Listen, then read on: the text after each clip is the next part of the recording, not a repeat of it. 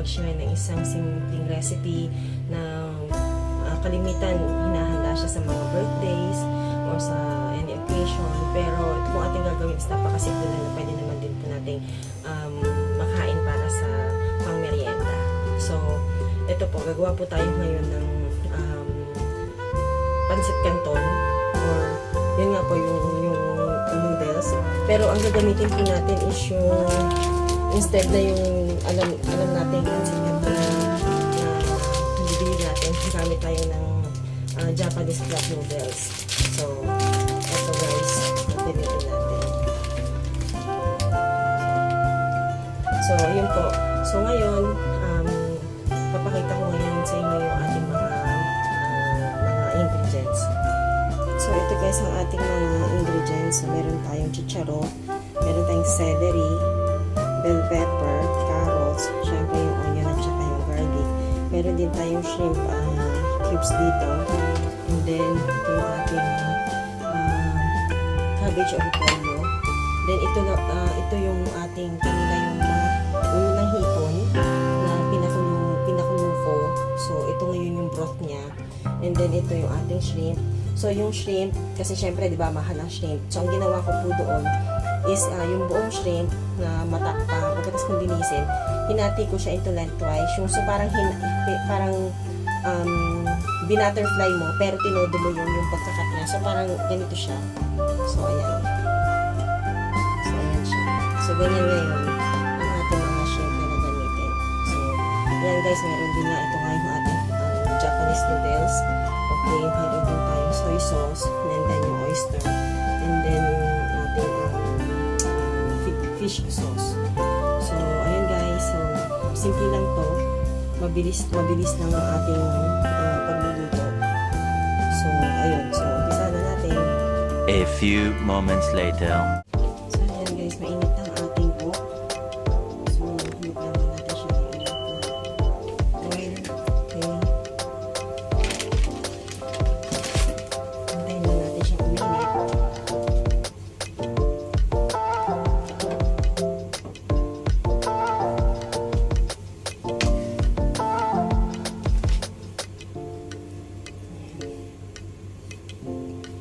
So, test natin. Ayan. So, pwede na.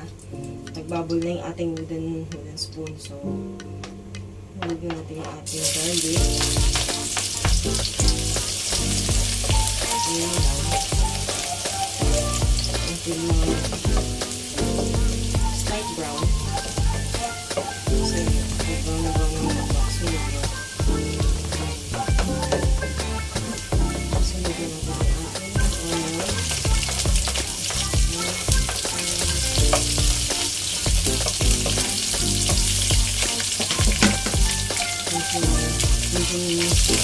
Kaya lang onion. Sunod natin yung ating carrots.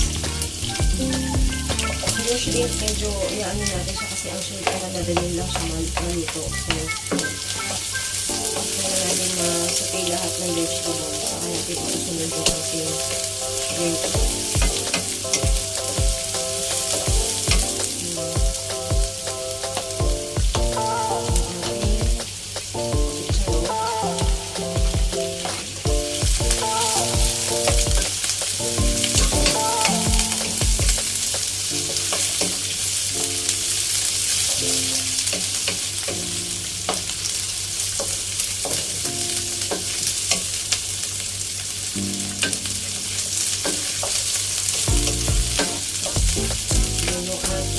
Sabayan natin yung ating bell pepper at saka yung ating celery. Lagyan tayo ng celery. Okay, para mabangak lang.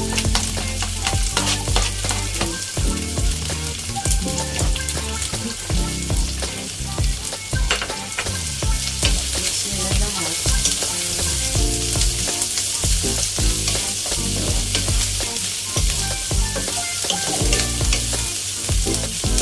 Yung celery guys, nagpapabango yan sa kahit ano klase yung nilito natin. Saka pagkaragdag ng flavor.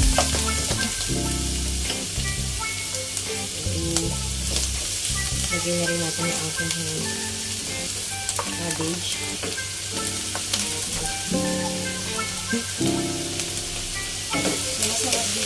kasi medyo hapot lang yung ating mga hibuhin natin ito. Sabayan natin yung ating shrimp. Para kasabay na naluluto yung mga vegetable. Kasi pagka masyadong magalang dito ng shrimp, medyo matigas siya.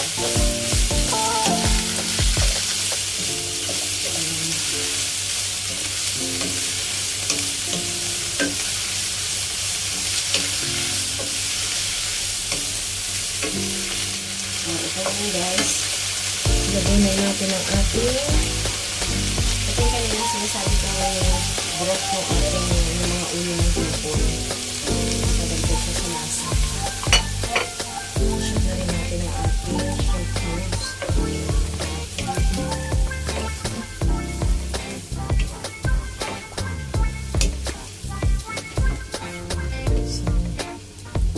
Lagyan natin siya ng oyster sauce.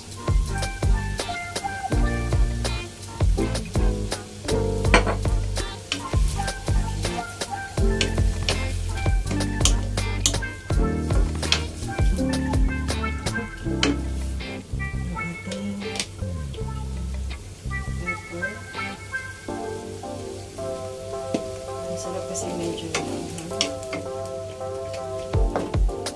hindi naman maanghang naman pero yung nasa ano lang. And then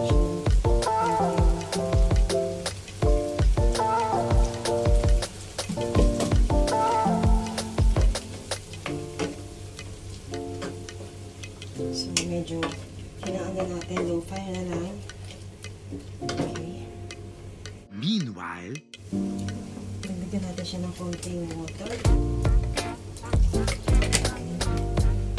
Kasi yung noodles mamaya, for sure mag-absorb siya ng i-absorb niya yung water.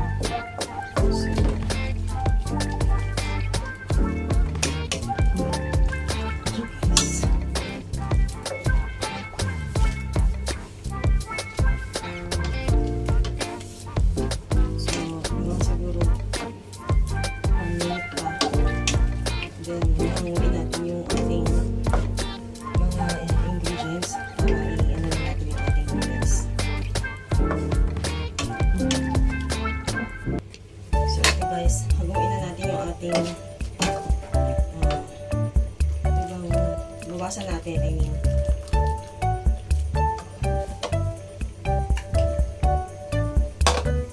Para mamaya pag niluto natin yung ating noodles, is matatansya natin yung sabaw niya. Okay, so enough na yan. Lagyan na natin din ngayon. Pwede na natin ilagay yung ating ito guys is okay na. Pwede na siyang diretso, no need to wash. Not like yung ating Mickey. Diba yung Mickey natin, yung Mickey, Filipino Mickey is ano, kailangan pa natin i-wash. So direct from packaging is pwede na siya i-wash.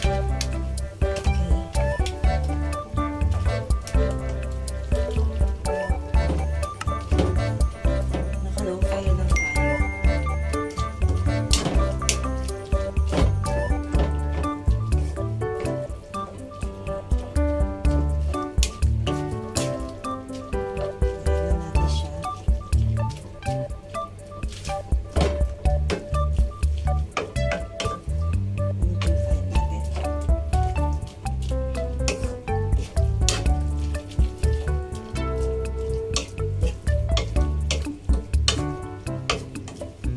Nalagay nyo na guys yung noodles, saka ninyo i-check yung flavor, yung lasa. Kasi minsan, na-adjust natin sa umpisa, pagdating sa bandang dulo, pag ilagay na lahat ng ano, nag-iiba na yung ano niya. Nag-iiba na yung lasa, minsan tumatabang. So, hayaan lang natin siya. Siguro mga 3 minutes kasi hindi naman nakatigasan yung noodles.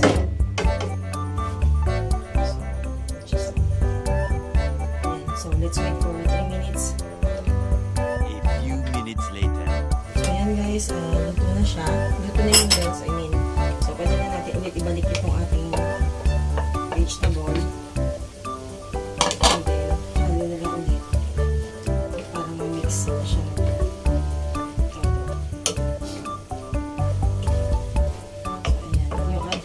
Vegetable ay hindi siya overcook.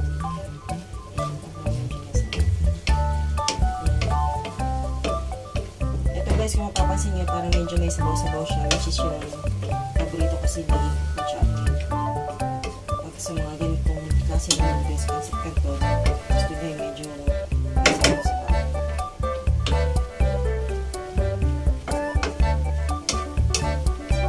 So ayan guys, pwede nang patayin.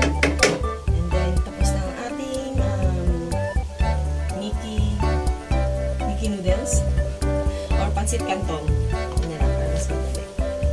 So guys, maraming salamat po ulit sa inyo, sa lahat po ng aming subscribers at sa mga hindi pa po nakakapag-subscribe. Please watch, like, and share. At maraming salamat po ulit at mabuhay po kayong lahat.